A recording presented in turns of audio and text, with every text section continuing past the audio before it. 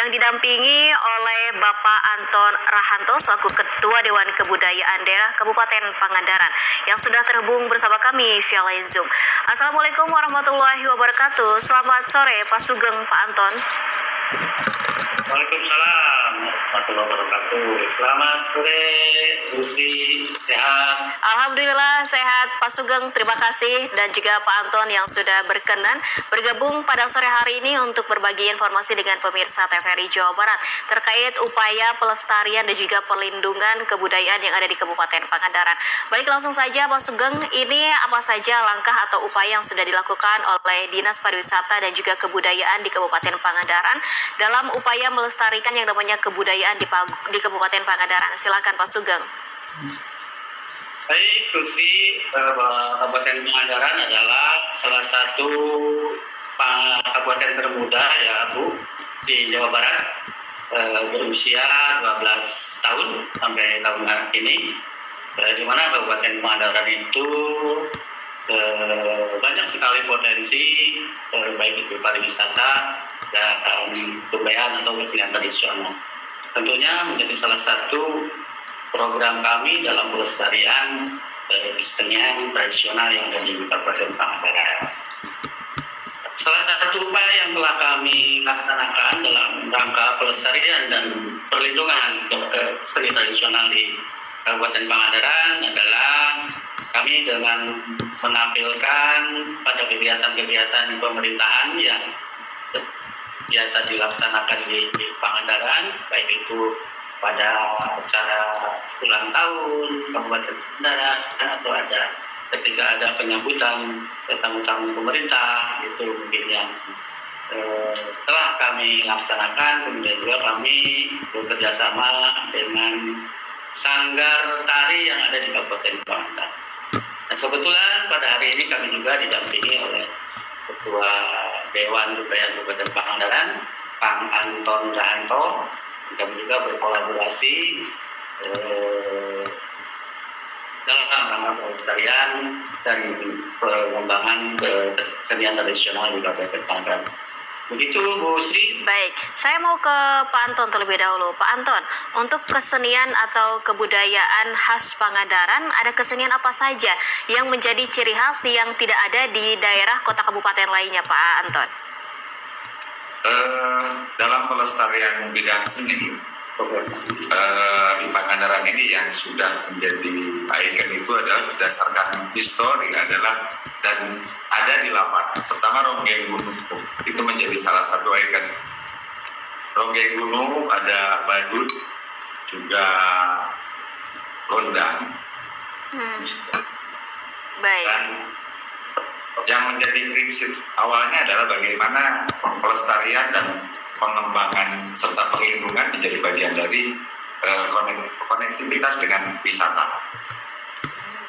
Baik, lalu yang menarik dalam kesenian-kesenian yang tadi Pak Anton utarakan terkait dengan Ronggeng Gunung, lalu ada gondang, ini keseniannya berupa apa nih Pak Anton?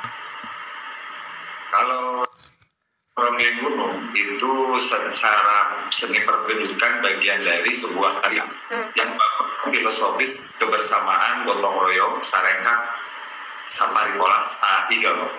Artosnya itu menyebutkan kehidupan masyarakat dengan kekuatan gotong royong. Dan sejarah dari terjadinya Ronggeng Gunung adalah ketika perebutan kekuasaan antara sejarah Kerajaan Kedang Pananjung yang direbut lalu Pangauban yang direbut oleh Bajo dan dipakai alat kesenian menyamar oleh Prabu Tunggaling dan Ibu Rengganis. Baik, jadi memang memiliki tradisi dan budaya yang unik ya di Kabupaten Pangandaran ini. Saya ingin ke Pak Sugeng lagi. Pak Sugeng, ini terkait dengan keterlibatan masyarakat. Sejauh mana dari Dinas Pariwisata dan juga Kebudayaan Pangandaran untuk melestarikan kebudayaan yang ada di Kabupaten Pangandaran ini dalam melibatkan masyarakat secara luas? Baik Bu, ketika pelestarian itu harus melibatkan masyarakat luas. Kami tadi yang disampaikan Kang Anton adalah ada Ronggeng Gunung, kemudian ada perkembangannya menjadi Ronggeng Amin. Tentunya apa yang menjadi keterlibatan masyarakat? Nah, Ronggeng Amen ini kan banyak diminati oleh masyarakat luas. Masyarakat luas sekarang ketika mengadakan satu acara resepsi pernikahan atau hitanan, itu sudah menjadi satu tontonan yang sangat luar biasa oleh masyarakat, ditangkap kalau bahasa Sundanya, dipertunjukkan di dalam acara-acara hajatan di masyarakat. Kemudian yang lain ketika kesenian yang lain yang terlibat dalam masyarakat adalah kami juga melibatkan masyarakat ketika ada ketika gondang dipintonkan atau ditampilkan dalam acara-acara tertentu, baik itu di tingkat kabupaten maupun tingkat desa, ya. Kemudian ada lagi lebon juga seperti itu. Yang masih ngetren sampai hari ini adalah itu yang ronggeng gunung atau ronggeng amen. Kalau ronggeng gunung adalah sebagai cikal bakal daripada ronggeng amen. Sekarang yang mungkin yang banyak dipertunjukkan adalah ronggeng amennya, karena di situ tadi yang disampaikan oleh Kang Anton bahwa salah satu pertunjukan yang menggambarkan satu kegiatan kegotong royongan, kekompakan, keserasian. Nah, di situ semua auden bisa langsung menari bersama tanpa harus bersinggungan dan sebagainya. Tadi Sariut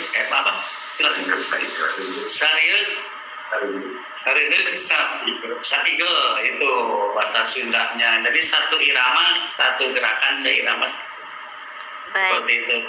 Lalu Pak Sugeng, apakah ada program khusus yang digalakkan oleh Dinas Kebudayaan terkait dengan pelestarian kebudayaan di Kabupaten Pangandaran agar tidak tergerus oleh perkembangan zaman, khususnya ini dalam pemanfaatan teknologinya seperti apa nih Pak Sugeng?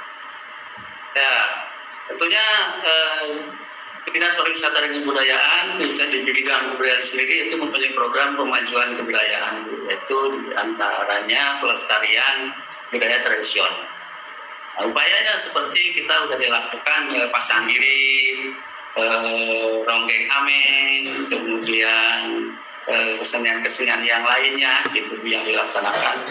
Ini salah satu sebagai upaya bagaimana ini kesenian tradisional itu bisa dilestarikan. Itu seperti itu.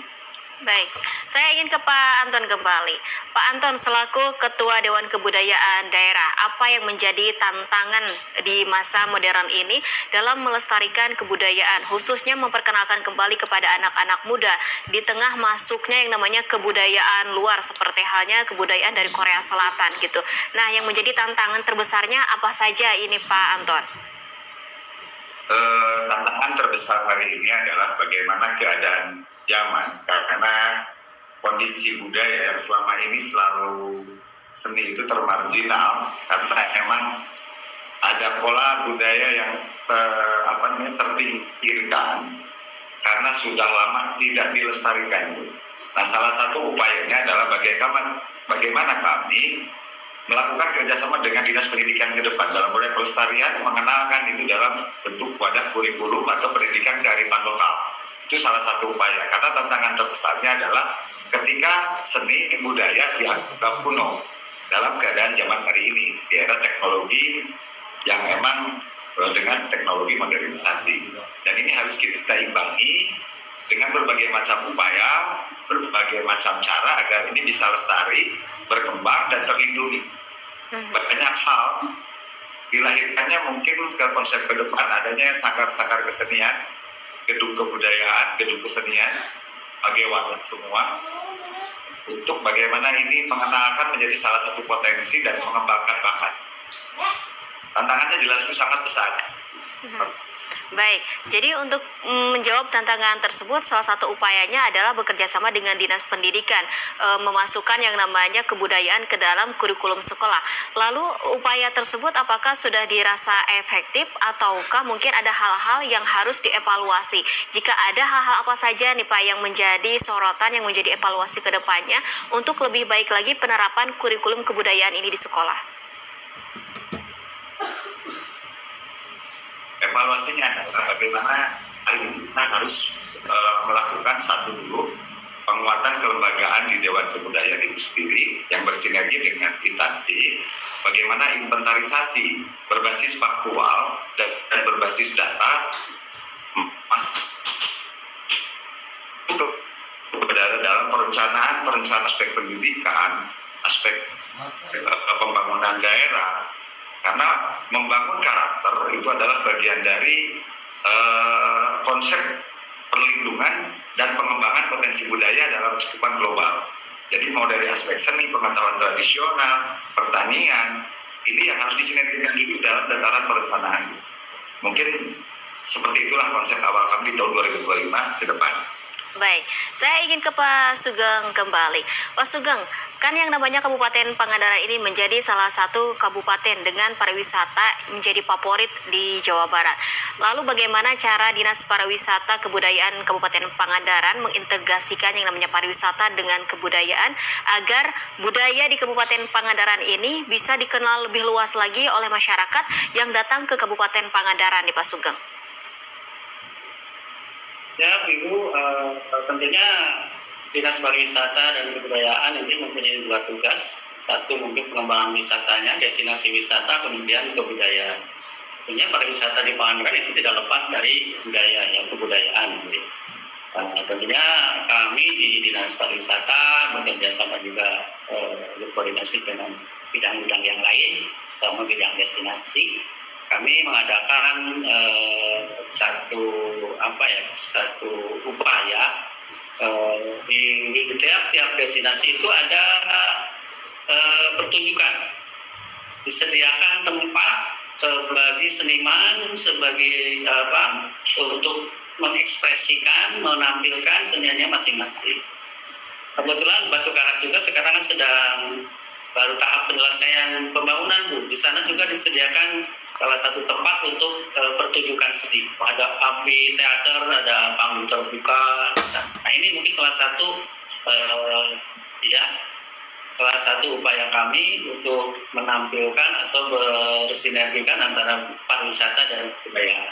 Kami di setiap destinasi itu ada spot-spot khusus yang tadi disampaikan, ada panggung terbuka, amphitheater, kemudian juga dengan hotel-hotel yang ada di kawasan Pangandaran. Kami memperkenalkan kesenian tradisional itu bekerjasama dengan hotel-hotel juga yang ada di Kabupaten Pangandaran. Seperti itu, Bu Sri. Baik, jadi mungkin kedepannya ini akan mengusung konsep seperti halnya Bali gitu ya Pak. Ketika masyarakat datang ke Bali bukan hanya saja menikmati yang namanya pantainya, tetapi mereka juga datang untuk melihat pertunjukan yang namanya tari kecak gitu ya Pak. Nah, lalu yang selama ini nih konsep yang akan diusung ini yang menjadi tantangan terbesarnya dari dinas sendiri, apa nih kira-kira Pak yang masih butuh bantuan dari pemerintah pusat mungkin Pak? Baik, tentunya masih banyak hal yang perlu dibantu oleh pemerintah provinsi maupun pusat, ya, karena kami di daerah itu juga terbatas dengan kemampuan anggaran.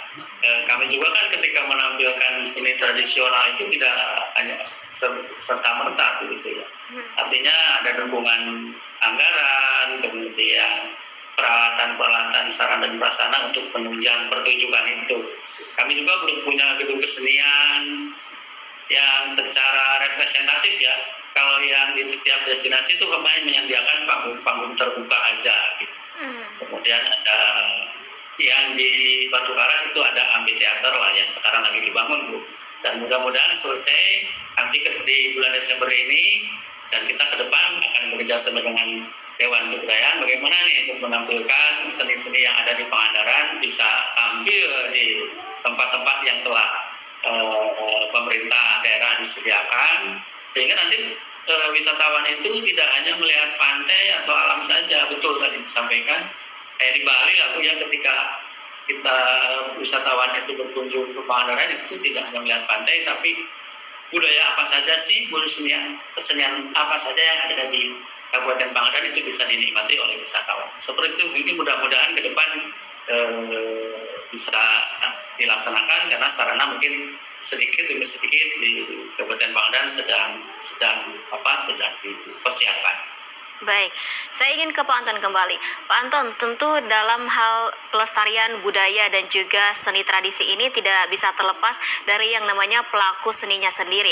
Nah, bagaimana sekarang kondisi bagi para pelaku seni yang ada di Kabupaten Pangandaran, khususnya ini bagi mungkin anak-anak mudanya, apakah mereka ingin terlibat langsung juga ini sebagai generasi penerus kesenian atau budaya yang ada di Kabupaten Pangandaran, Pak Anton?